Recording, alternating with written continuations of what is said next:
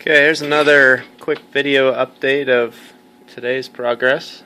Right now I've got a few things different from before. Number one thing is the microcontroller card. We have Connor's code in there, and he's just basically outputting the signal on with this clock here incrementing.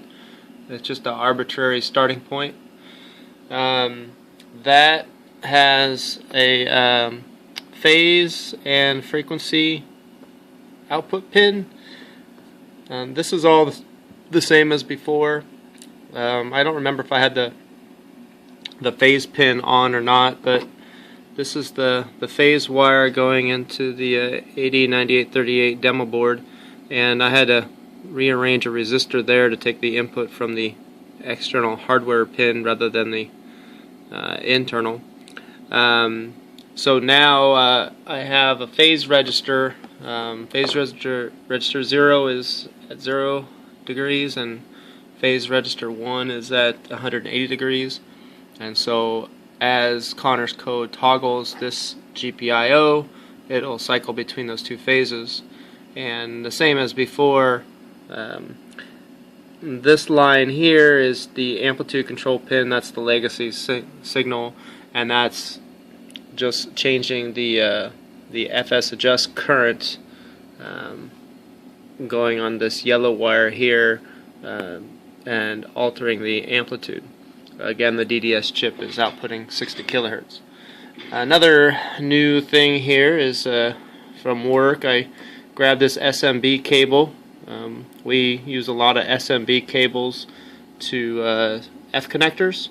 It's 75 ohms, but I really don't think any of that matters at these frequencies we're at right now.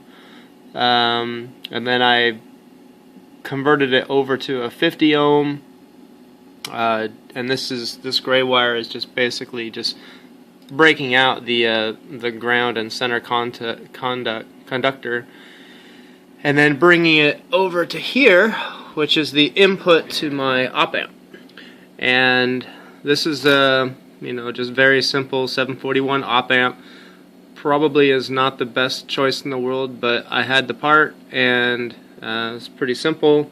The feedback resistor is a 2.2K. The feed resistor is about 200 ohms, and that's built into the 809838. So we're basically getting about a 10 times gain in this circuit. I went ahead and put a series capacitor right here, which is the input to the negative inverting input, just to get any of the DC off of there. The 809838 has a DC bias on it, so this brings it back down to the standard AC. Now the output side I have going into, this is essentially the load. The load is the antenna. So I made this very crude, simple wire loop antenna. This black pipe here is just PVC pipe with an outer diameter of 3.5 inches. I wrapped 25 turns of solid core copper conductor around this guy, and I just kind of taped it up here just to hold all the wires straight, and then bringing the two leads down to the board. And I worked it all out and figured out the inductance is about 57.5 microhenries. This is just based off of the number of turns and the physical properties and all that, which I'll have the formula in the report. But and then to make a a resonant tank circuit, which I want it to be resonant at 60 kilohertz, and worked it out, and I needed 122 nanofarads, which I basically have a 104, which is a 100 nanofarads, And then I had this other miscellaneous cap laying around, and it was about 23. It measured. I can't read the face of it anymore, but that's what it measured on my little multimeter. Just happens to measure capacitance too. So in theory, those two together should be